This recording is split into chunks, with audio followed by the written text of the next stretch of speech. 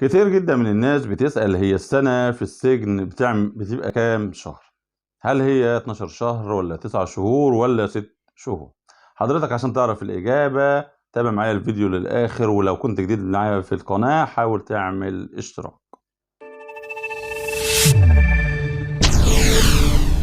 طبعا المتعارف عليه إن السنة هي 12 شهر، ولكن قانون تنظيم السجون الصادر في 1956 قال لنا إن ممكن تكون السنة في السجن ديت 9 أشهر، وقال إن المسجون اللي قضى 3/4 المدة بيجوز الإفراج عنه، والمسجون اللي هو محكوم عليه بمؤبد لازم يكون قضى عقوبة على الأقل 20 سنة عشان يتم الإفراج عنه، ودي كله طبعا بشرط إنه يكون حسن السير والسلوك داخل محبسه.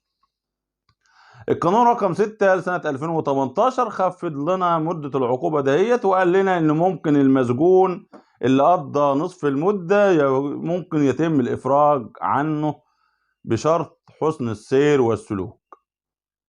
طب هل موضوع الانقضاء بعد نص المدة هل بيتم أو بيطبق على جميع القضايا؟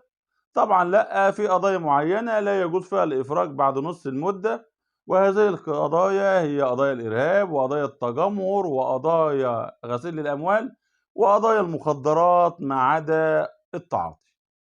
في كل الأحوال حضرتك لو قضيت نصف المدة لازم تكون منفذ الالتزامات المالية وسددت الغرامات اللي عليك عشان تقدر تحصل على هذا الإفراج. خلصت معلوماتنا النهاردة، والسلام عليكم ورحمة الله وبركاته.